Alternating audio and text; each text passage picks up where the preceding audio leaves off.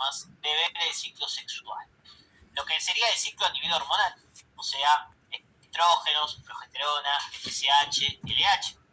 Lo que sería el ciclo a nivel folicular, cómo se va a hacer el folículo primario, primordial, el folículo de Graf, cuerpo lúteo, eso sería toda la parte del desarrollo folicular, y el desarrollo del endometrio.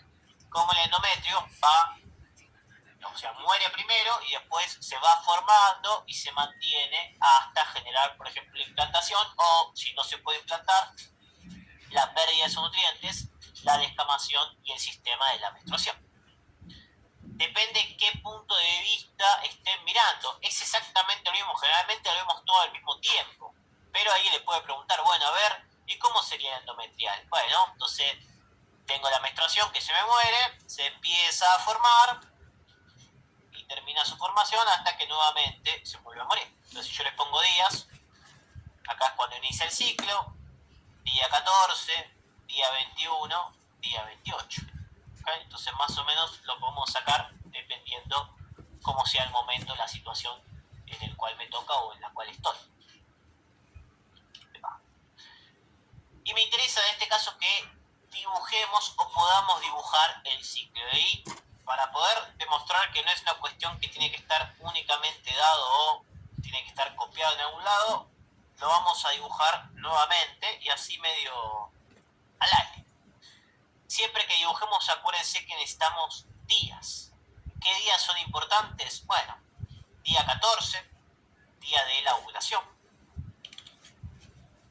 Día 13, día donde se produce el pico de LH.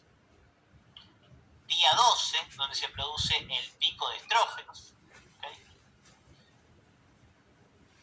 Día 7 u 8, día 21, día 26 y día 28. ¿Okay? 28, 26, 21, 28.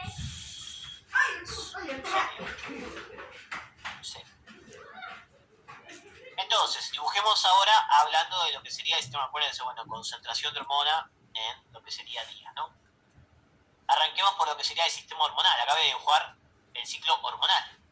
Folículo estimulante. ¿Qué pasa con la folículo estimulante? Arranca alta, porque quiero reclutar folículos. ¿Okay? Va a aumentar con el desarrollo de folículos, pero empieza a disminuir hasta que el día 13 se produce este pico de FSH.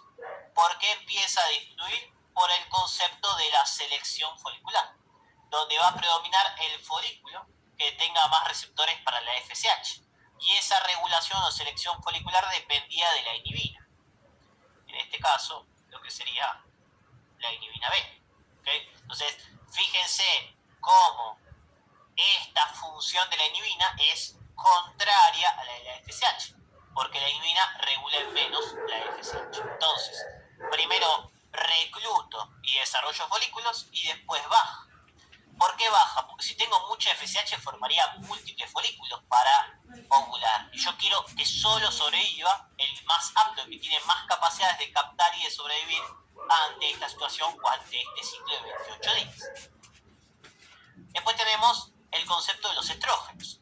Los estrógenos arrancan paulatinamente bajos y van a ir subiendo. ¿Por qué van a ir subiendo? Porque se va desarrollando el folículo, que se encarga, como vimos en el eje, de formar estrógenos transformados por los andrógenos o la testo. Hasta que el día 12 se me produce un pico de estrógenos. ¿Por qué se produce ese pico de estrógenos? Porque tengo la máxima actividad del folículo y esa máxima actividad me genera un feedback positivo. Ojo, el pico de estrógenos es porque el folículo está en su máxima actividad, lo que me va a dar un pico de estrógenos y como consecuencia el feedback positivo, que sería de 200 o 300 picogramos. ¿Qué pasa con la LH? Se mantiene relativamente baja. El día 6 o 7, acá se me fue un poquito, es el entrecruzamiento, hasta que el día 13 se produce el pico de LH, que es mucho mayor que el pico de estrógenos. ¿Por qué se produce el pico de LH? Por el feedback positivo que producen los estrógenos. Cuando hay un pico de estrógenos, ¿qué hace? A nivel hipotalámico, aumenta las señales. Hipotálamo, hipófisis, glándula. Cuando tengo muchos estrógenos, en vez de hacer un feedback negativo, hace un feedback positivo y aumenta las señales hipotalámicas, lo que me genera un aumento de la LH. Si aumentaba los pulsos hipotalámicos, predominaba el LH. Por eso se me produce el pico de LH. ¿Teorías? La de la quipeptina, que los estrógenos activan a la quipeptina y esta quipeptina hace como puente para estimular al hipotálamo, o de los aminoácidos. Los estrógenos estimulan aminoácidos excitatorios, por ejemplo el glutamato, que estimula la hipófisis, que estimula el hipotálamo, y disminuyen la liberación de GABA, que es de tipo negativo. Teoría de los aminoácidos positivos, teoría de los aminoácidos de tipo negativo. El sifón se me va un poco de las manos a nivel de lo que sería actualizaciones, pero obviamente es bibliografía oficial, así que está bien. Por eso genero entonces este pico de LH. Entonces fíjense cómo dibujé FSH, LH y estrógenos. ¿Cómo seguimos? Nos falta la progesterona. Vamos por acá. La progesterona se mantiene baja hasta que el día 14 empieza a aumentar. ¿Por qué empieza a aumentar? Porque nace el cuerpo lúteo y empieza a generar progesterona y estrógenos, principalmente progesterona.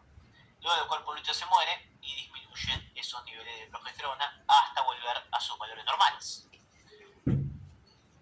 FSH se mantiene baja durante todo el ciclo hasta que el día 26 empieza a aumentar porque empieza a reclutar los folículos para el ciclo que viene.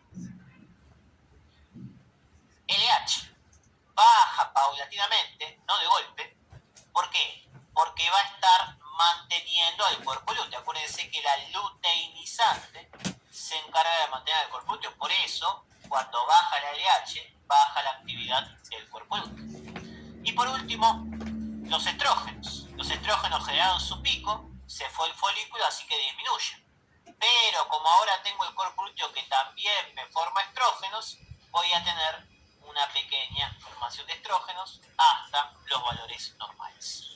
Fíjense entonces cómo acabo de dibujar, bastante similar, el ciclo sexual femenino. ¿Y qué datos remarcamos importantísimos? Día 21.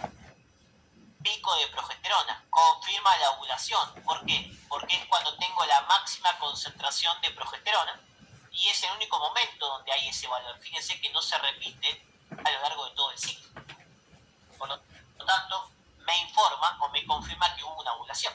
Porque para que haya ovulación tiene que haber cuerpo lúteo. Para que haya cuerpo lúteo tiene que haber pico de LH. Para que haya pico de LH tiene que haber pico de estrógenos. Siempre el pico de estrógenos viene antes que el pico de LH. Porque si no hay pico de estrógenos, no hay pico de LH. Si no hay feedback positivo, no se produce el sistema de la ovulación. Dato importantísimo. Entonces, primero esto y después esto. Otro dato importante, ¿por qué la mujer menstrua? Porque la vida media del cuerpo lúteo es de 14 días. A los 14 días me quedo sin progesterona, dejo de mantener ese endometrio, acá formé el endometrio y acá lo mantengo. Dejo de mantener ese endometrio y eso ¿qué va a hacer? Que por estas características determinadas se quede sin nutrición y se me muera y obviamente por deprivación hormonal menstrue. De ahí que la segunda parte siempre es fija, porque una vez que la mujer liberó su folículo, 14 días después menstrua, a menos obviamente que la mujer se embarace. La fase móvil es la segunda. Puedo tardar 30, 50, 10 días en hacer folículos. A partir de ahí, más 14 es lo que sería la menstruación. Por eso la segunda parte es fija. Y hay otro detalle bastante característico, aunque hay un nuevo pico de estrógenos, no se produce un feedback positivo. ¿Por qué? Porque la progesterona está generando esa regulación negativa que vimos al principio, lo que comentamos a nivel de lo que sería este sistema. Pantallazo general, datos importantes. ¿Por qué me interesa más que nada que lo estudien mirando el gráfico? Porque el gráfico es todo. Es más, con esto yo puedo hablar de reproductivo, la ovulación, la implantación, la menstruación, los momentos situacionales donde tengo la doble célula, donde tengo el cuerpo lúteo y progesterona. Por eso es súper importante que manejemos correctamente el tema del ciclo sexual, o por lo menos así es como esperamos y lo vamos a tomar, obviamente.